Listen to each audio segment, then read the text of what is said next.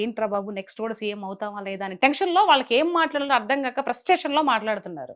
ఇది వాస్తవం. అసలైన వాస్తవం ఏంటంటే ఇప్పుడు రోజా గారు కానీ మిగతా సజ్జలు కానీ తర్వాత ఈయన జగన్ అన్న కానీ ఇవన్నీ మాట్లాడేది వాళ్ళకి అర్థం కావట్లే, భయం వేస్తుంది. ఇప్పుడు చేసుకుంటూ ముందుకు వెళ్ళిపోతున్నారు కదా అని.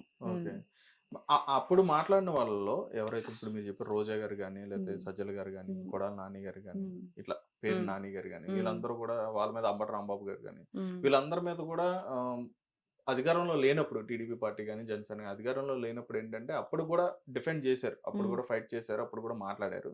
రైట్, ఇప్పుడు అధికారంలోకి వచ్చిన తర్వాత కూడా ఇప్పుడు కూడా మీరు డిఫెండ్ చేస్తున్నారు ఎందుకని? మేము న్యాయంగా ఉన్నాం కదండి. ఇప్పుడుండే కూటమి ప్రభుత్వం న్యాయబద్ధమైనటువంటి ప్రభుత్వం. అన్యాయంగా ఒకరిని దుర్భాషలాడేసి ఒకరి మీద నోరేసుకొని పడిపోయి అట్లాంటి తత్వం కాదు ఇప్పుడుండే ప్రభుత్వం. ఇప్పుడుండే సీఎం ఎవరైతే ఉన్నారో అలాంటి వ్యక్తి కాదు. అందరినీ కలుపుకొని పోయే రకమే. కానీ బట్ వీళ్ళు ఏదో అంటారు కదా, ఇప్పుడు దున్నపోతులు ఎద్దులు ఎట్లా మొరాయిస్తాయి లాగేటప్పుడు ముక్కుకు తాడేయాలని, ఆ విధంగా అట్లా ట్రీట్మెంట్ ఇవ్వాలి వాళ్ళకి.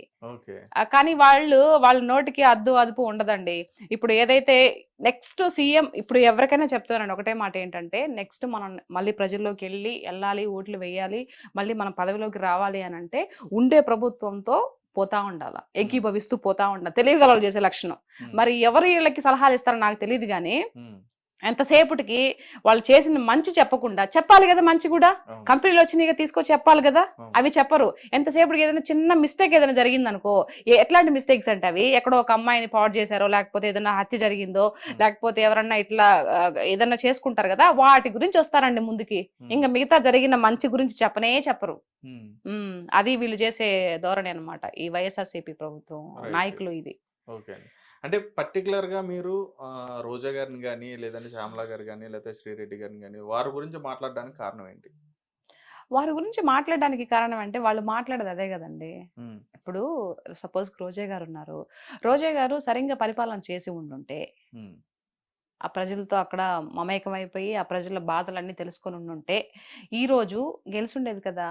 ఎందుకు గెలవలేదు మీరు అంటారు. మరి అప్పుడు ప్రభుత్వము అప్పుడు ప్రభుత్వము బాబు గారు ఉన్నప్పుడు గెలిచిన వాళ్ళు మళ్ళీ 21 సీట్కి 23 సీట్లకి ఎందుకు వచ్చారని మీరు అడగొచ్చు, క్వశ్చన్ చేయొచ్చు. అప్పుడు స్టార్టింగ్ లో విడిపోయినప్పుడు చెట్టు కింద కూర్చొని పరిపాలన చేశారు. ఆయన 1 by 1 డబ్బులు లేకపోయినా తెచ్చుకొని చెట్టు కింద కూర్చొని ఒక పరిపాలన చేసుకుంటూ అన్ని కట్టించి బిల్డింగ్స్ కానీ అన్ని కట్టించి అమరావతి కూడా సగం కంప్లీట్ చేస్తూ మధ్యలో దిగిపోయారు. సో ఆయన గొప్పవాడా? నువ్వు 5 ఏళ్ళు కూడా నీకు పదవి వచ్చినప్పటికీ నువ్వు గొప్పవాడు. ఎవరు గొప్పవాళ్ళు? ఈ రోజా మాట్లాడుతుంది. మరి నీ నగరిలో నేను ఎందుకు చిత్తుగా ఓడించారు? నువ్వు అంతా మంచి చేస్తుంటే మరి మీరు 151 సీటుకి వెళ్ళినప్పుడు మేము ట్యాంపరింగ్ చేసామనంటే మమ్మల్ని నో అన్నారు కదా. మరి అప్పుడు ఒక మాట ఇప్పుడు ఒక మాట. నిజాయితీ పరుడు ఎప్పుడు ఒక మాట మీదే ఉండాలి, అట్లాగే మాట మార్చకూడదు కదా. మరి మీరు గెలిచినప్పుడేమో ట్యాంపరింగ్ లేదు, ఇప్పుడు మేము ఎక్కువ స్థానాల్లో గెలిచినప్పటికీ మాకు ఇప్పుడు ట్యాంపరింగ్ జరిగిందా? అది ఎట్టు మాట్లాడతారు? నాకు అందుకే రోజా గారు మాట్లాడే మాట అసలు నచ్చదు. ఆవిడ ఎమ్మెల్యేగా ఉన్నప్పుడు జబర్దస్త్ స్కిట్లు అన్ని చేసిందా, డాన్సులు చేసిందా స్టేజ్ మీదకి వెళ్ళి? మరి ఎక్కడ పరిపాలన చేసింది ఆవిడ? ఎక్కడ ప్రజల్లోకి వెళ్ళి ఎవరి ప్రజల ఇది వాళ్ళ యొక్క బాధలు కనుక్కునింది? లాస్ట్ ఎలక్షన్ లో మూమెంట్ లో 1 2 నెలల ముందర పోయి ఏదో ఒక గుర్కా వేసుకొని పోతున్నట్టు తెలిసిపోతే అయిపోతుందా? కాదు కదా. అందుకు కోపం. అంటే ఆ మధ్య రోజా గారు అన్నారు, మీరు అన్నట్టుగానే అది జబర్దస్త్ లో కూడా చేసుకున్నారని చెప్పన్నారు. అంటే రోజా గారు ఏంటంటే గెలిచిన తర్వాత ఏంటంటే ప్రభుత్వం మీద దృష్టి పెట్టకుండా సినిమాల మీద దృష్టి పెడుతున్నారని చెప్పి పవన్ కళ్యాణ్ గారిని కూడా విమర్శించడం జరిగింది. మరి ఆవిడ మీరు ఏమంటారు దానికి? అట్లా ఆవడానికి హక్కే లేదు. ఇప్పుడు నువ్వు ఇది అని చూపిస్తే నా సాయి 3 ఏళ్ళు చూపిస్తున్నాయండి, రైట్? ఇప్పుడు నువ్వు ఎమ్మెల్యేగా ఎంపీగా ఉన్నప్పుడు కూడా నువ్వు జబర్దస్త్ చేసావు, స్టేజ్ల మీద డాన్సులు వేసావు. అది నీ ప్రొఫెషన్. నువ్వు ఫిల్మ్ యాక్టర్ గా నువ్వేదో ఒక హీరోయిన్ గా నువ్వు చేయలా. నువ్వు ఒక హీరోయిన్ గా చేసిండుంటే జయలలిత గారు కూడా ముఖ్యమంత్రి అయినా చేశారా ఏమో నాకు తెలియదు, చేయలేదు కదా. ఓకే, నువ్వు క్యారెక్టర్ ఒక హీరోయిన్ గా చేసావు, తర్వాత సపోర్టింగ్ రోల్స్ కూడా చేసావు. నువ్వు మూవీస్ లో చేస్తుంటే ఓకే. నువ్వు అట్లా కాదు, ఒక షోకి వెళ్ళావు, ఆ షో మీద పండగలు కానీ పబ్బాలు కానీ వాటికి డాన్స్ లేసి శేఖర్ మాస్టర్ తో సహా నువ్వు డాన్స్ లేసి చేసావు. శేఖర్ మాస్టర్ ఊరితే డాన్స్ ఆయన వేస్తాడు, బట్ నువ్వు ప్రజాప్రతినిధి అయ్యి నువ్వు ఎలా వేస్తావు? నువ్వు మూవీస్ చేసుకో కావాలంటే. ఇప్పుడు పవన్ కళ్యాణ్ గారు మూవీస్ లో నుంచి ఒక హీరోగా వచ్చి ఈ రోజు ఇదవుతున్నాడండి. ఆయన ఆస్తి మొత్తం ప్రజలకు పెడుతున్నావు. నువ్వేమన్నా పెట్టావా? నాకు తెలిసి రోజా గారు ఎవరో ఒక అమ్మాయిని చదివించిందంట, అది మాత్రమే తెలుసండి. అమ్మాయిని ఇంజనీరింగ్ అది డాక్టర్ చదివిస్తుందంట. అవును. అదొక్కటే తెలుసు, మిగతా నాకు ఇంకేం తెలీదు ఆవిడ గురించి. సో మరి పవన్ కళ్యాణ్ గారికి నీకు పోలిక ఎలా పెడతావు? 75 మంది కౌలు రైతులకి అప్పుడు ఆయన ఒక్కొక్కరు లక్ష రూపాయలు. లక్ష రూపాయలు చొప్పున 75 లక్షలు ఇచ్చాడండి. మరి నువ్వు ఇచ్చిన దాఖలాలు ఏమన్నా ఉన్నాయా? అసలు నువ్వు పవన్ కళ్యాణ్ గారిని అడిగే క్వశ్చన్ ఎక్కడుంది? అంత రైట్స్ ఎక్కడున్నాయి నీకు? ఆ అర్హత నీకుందా అని చెప్పేసి అడుగుతున్నా. ఆవిడ అంతకు ముందు నువ్వు జగనన్నతో మాట్లాడే అర్హత నీకుందా అని చెప్పేసి అప్పుడు మాట్లాడిన మాటలు, వాళ్ళు పరిపాలన ఉన్నప్పుడు నోటికి ఏదొస్తే అది మాట్లాడిందండి. మరి ఇప్పుడు నేను అడుగుతున్నా ఈవిడ్ని, పవన్ కళ్యాణ్ గారిని నువ్వు మందలించే అడిగే స్థాయి నీకుందా ఇప్పుడు? లేదు కదా. మరి ఆయన హీరోగా వచ్చాడు కాబట్టి మరి ఆయన సంపాదించుకోవాలి, ఆయన ఒక పార్టీ అధినేత, మరి పార్టీ పోషించుకోవాలంటే మీలాగా స్కాములు చేయలేడు కదా. ఒకరిని ముంచి డబ్బులన్నీ వెనకేసుకొని ఆ రకం కాదు కదా. ఆయన సొసైటీ మీద, ఆయన కష్టం మీద వచ్చిన పైసాని అందరికి పెడుతున్నారు. మరి మూవీస్ చేసుకోవాలి కదా. నీలాగా ఆయన ఒక్క యాడ్ కోసం ఎంతమంది కొన్ని కోట్లు లక్షలు ఎదురు చూస్తా ఉన్నాయి ఒక యాడ్ ఇస్తే, కానీ అట్లా చేయలేదు ఆయన. నేను ఒక యాడ్ ఇచ్చేయడం వల్ల అది ఒక మంచిదో చెడో తర్వాత విషయం. రేపు ఎవరికైనా ఏదన్నా జరిగితే ప్రజల గురించి ఆలోచించాడు కాబట్టి ఒక యాడ్ కూడా చేయలేదు. అట్లా అని చెప్పి స్టేజ్ మీదకి ఎక్కుంటే ఇంకా మరిగిన డబ్బులు వచ్చేసిండే. ఇంకా అసలు మాట్లాడే అర్హతే లేదు అసలు నన్ను అడిగితే. ఇంకేం క్వశ్చన్ చేస్తుంది? రైట్. అంటే ఈ రకంగా అంటే ఇప్పుడు రాజకీయం అంటే ఇప్పుడు ఉన్న అధికారులు, ఇప్పుడు ఎవరైతే నాయకులు ఉంటారో వీళ్ళు విమర్శించుకోవడమే కాకుండా వ్యక్తిగతంగా కూడా ఎందుకని వాళ్ళ కుటుంబాలను విమర్శించడం కానీ, లేదంటే వాళ్ళ కుటుంబ సభ్యులను విమర్శించడం కానీ, వాళ్ళని తీసుకొచ్చి డిఫేమ్ చేయడం కానీ ఎందుకని చేస్తున్నారు? అంటే నేను ఇరువైపులు అడుగుతున్నాను. ఏం లేదు, ఇప్పుడు పవన్ కళ్యాణ్ గారు ఇంతకు ముందు ప్రతిపక్షంలో ఉన్నప్పుడు, ఇప్పుడంటే కాదు, అంతకుముందు వీళ్ళు అధికార పక్షంలో ఉన్నప్పుడు, వైఎస్ఆర్సీపీ వాళ్ళ అధికార పక్షంలో ఉన్నప్పుడు పవన్ కళ్యాణ్ గారిని ఎన్ని మాట్లాడినారండి? ఆయన అనడమే కాదు, మూడు పెళ్లిళ్ళు అని చెప్పేసి ముఖ్యమంత్రితో సహా, ముఖ్యమంత్రి అప్పుడు వైఎస్ఆర్సీపీ జగన్మోహన్ రెడ్డితో సహా విడిగా స్టేజ్ మీదుగా నేను ఒక ముఖ్యమంత్రి హోదాలో ఉన్నాను, నేను ఒక ముఖ్యమంత్రి స్థాయిలో ఇలా మాట్లాడకూడదని కొంచెం కూడా ఇంగిత జ్ఞానం లేకుండా 3 పెళ్లిళ్ళు 4 పెళ్లిళ్ళు అవసరమా అండి? ఆయన పర్సనల్ గురించి అవసరమా? ఒక్కొక్కరు చేసుకున్నారు, ఒక్కొక్కరికి అన్ని ఇచ్చేసి మీలాగా ఏదో అంటారు కదా, ఇప్పుడు ఆ విషయాలు ఎందుకులే గానీ మీలాగా చేయలేదు కదా ఆయన. అన్ని ఆయన కర్మ బాగలేక చెప్తున్నాడు ఒక పక్క, నా కర్మ నా టైం బాగలేక నేను అంత ఆస్తులను ఇచ్చేసుకొని ఒక్కొక్కరు క్లియర్ చేసుకొని నేను ఇది చేసుకున్నానని చెప్తున్నాడు. మరి పదే పదే పదే పదే అరిగిపోయిన టేబుల్ రికార్డ్ లాగా ఎన్నిసార్లు ఎన్ని మాటలు అన్నారు? పోనీ ఈయన అనేది కాకుండా మళ్ళీ వాళ్ళ అనుచరులతో, ఇప్పుడు బోరగడ్డ నీళ్ళు గాని ఇట్లాంటి వాళ్ళంతా సెకండ్ ఇస్తే నాకు లేపేస్తాను అబ్బా కొడుకుల్ని, ఎవరు చంద్రబాబు నాయుడు గారిని, లోకేష్ గారిని, ఒక్క సెకండ్ చాలు మాకు పైన ఆయన పర్మిషన్ ఇస్తే అంటే పిల్లకాయల్ని, ఇప్పుడు పవన్ కళ్యాణ్ గారి పిల్లల్ని కూతురు రేప్ చేస్తాను, ఇంట్లో ఆడవాళ్ళని ఇచ్చేస్తాను, ఇవన్నీ మాటలు పనికిమాలిన మాటలు కదా. మీకు ఒక ముఖ్యమంత్రి హోదాలో ఉన్నప్పుడు నీకు ఇది లేదా? నువ్వు ఇట్లా మాట్లాడకూడదురా గాడిదే అని చెప్పొద్దా? ఇట్లాంటి మాటలు ఎందుకు రాజకీయంగా మాట్లాడాలని చెప్పేసి అంటే పార్టీ నాయకులే మాట్లాడిస్తారండి అలాగే. ఇంకా అంతే కదా, నువ్వు పార్టీ నాయకుడు. ఇప్పుడు మొన్న బాబు గారు గెలిచిన తర్వాత ఒక అతను ఎమ్మెల్యే ఏదో ఒక అమ్మాయి ఏదో జరిగిందని చెప్పేసి ఇమీడియట్లీ తీసేసారా లేదా? చేశాడా లేదా? మరి ఇంత ఇచ్చలవిడిగా మీరంతా మాట్లాడుతున్నప్పుడు గోరెంట్ల మాధవ్ గారి గురించి కానీ ఎన్ని వచ్చాయి వీడియోస్, ఇట్లా అమ్మాయిలు ఇట్లా వేధిస్తున్నారని.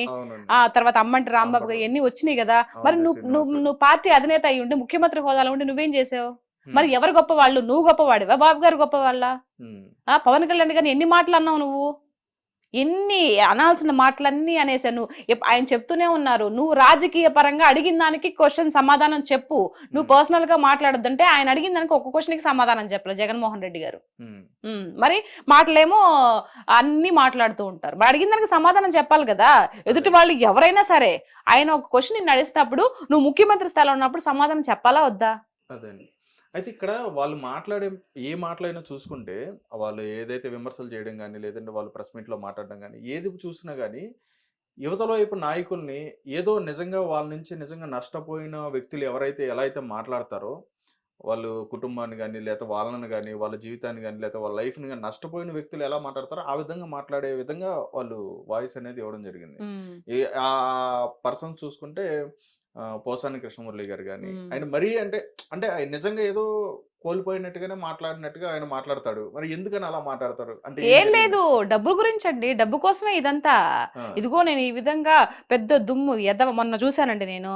ఎవరే పవన్ కళ్యాణ్, నువ్వు ఒక వెదవి, నువ్వు ఒక సన్నాసివి, అవసరమా ఇప్పుడు పవన్ కళ్యాణ్ గారు ఏం చేశారు? తల్లిని కూడా తీసుకొచ్చి అందులో తిట్టాలి. పోసాని గారికి ఏం చేశారు పవన్ కళ్యాణ్ గారు?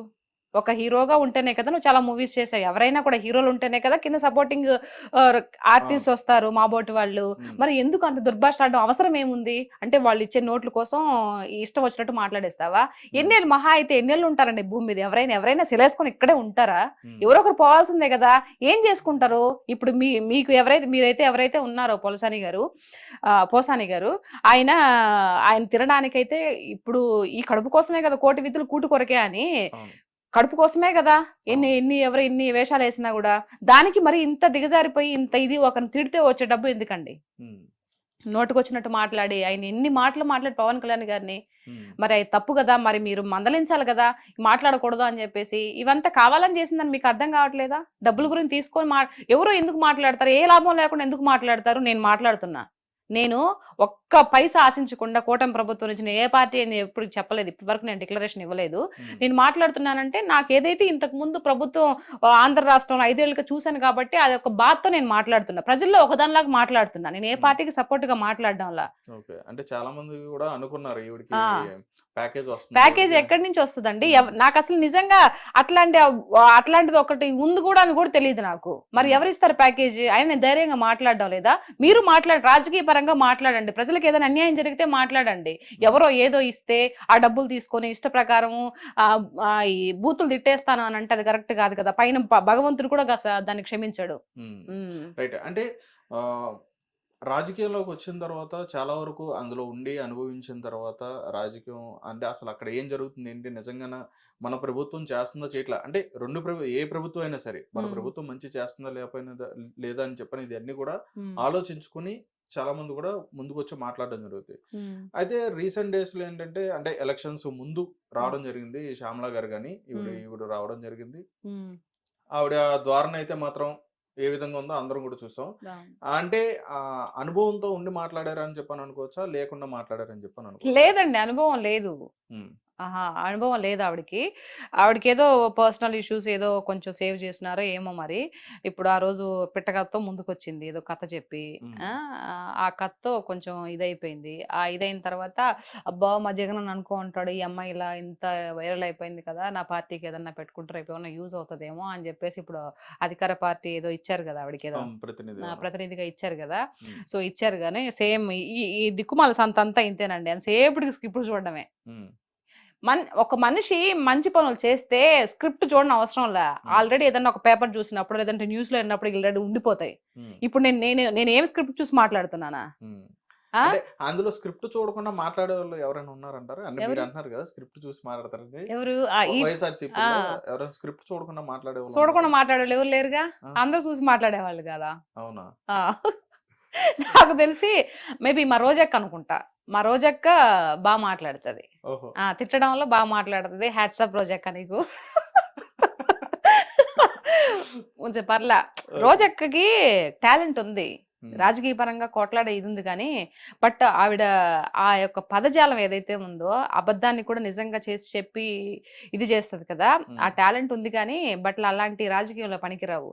ఏదైనా వాస్తవాలు మాట్లాడాలా, వాస్తవాలు ఏదైనా మిస్టేక్ జరిగినప్పటికీ దాన్ని చాలా ఇదిగా చెప్పుకోవాలా. అంతేగాని నోటుకొచ్చినట్టు నీకు గాడిదకి వచ్చినట్టు 20-50 ఏళ్ళు వచ్చి ఇట్లాంటి మాటలు మాట్లాడకూడదు. నాకు అవన్నీ వింటుంటే, పవన్ కళ్యాణ్ గారు అన్ని మాటలన్నీ వింటుంటే నిజంగా భలే కోపం వస్తుందండి ఆవిడని చూస్తే. పర్సనల్ గా ఆవిడంటే నాకేం ఇది లేదు కానీ బట్ ఇలాంటి మాటలన్నీ ఎందుకు మాట్లాడతారు అక్క? మీరు మంచి ఇదిలో ఉన్నారు, మంచి ఎమ్మెల్యేగా ఎంపీగా గెలిచి ప్రజలకి మీరు సేవ చేశారు. అట్లాంటప్పుడు హుందాతనంగా మాట్లాడి, జగన్మోహన్ రెడ్డి గారికి కూడా అట్లా అనిపిస్తుంది నాకు కొన్నిసార్లు. ఎందుకురా బాబు ఇంత హుందాతనంగా మాట్లాడొచ్చు కదా, ఇంత ఆస్తులు ఉన్నాయి, ఇంత పాస్తులు పోయేటప్పుడు ఏం నెత్తిన పెట్టుకొని పోతారు?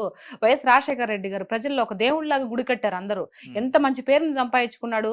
ఆయన అనుకోకుండా పాపం చనిపోయాడు. ఏమి నెత్తిన పెట్టుకొని పోయాడు? ఎవరైనా ఏం నెత్తిన పెట్టుకొని పోతారు? నోట్లో మాట జాగ్రత్తగా మాట్లాడాలి కదా అనేది నాకు అనిపిస్తుంది కొన్నిసార్లు. సో ఈ ఇంటర్వ్యూ ద్వారా ఇన్నా పర్వాలేదండి, తెలుసుకున్న మారినా పర్వాలేదు. 10 సార్లు చెప్తే ఒక్కసారి నా ఇంటర్ ఏమో, అందుకని మీరు వీడియోలు పెడతా ఉంటారా?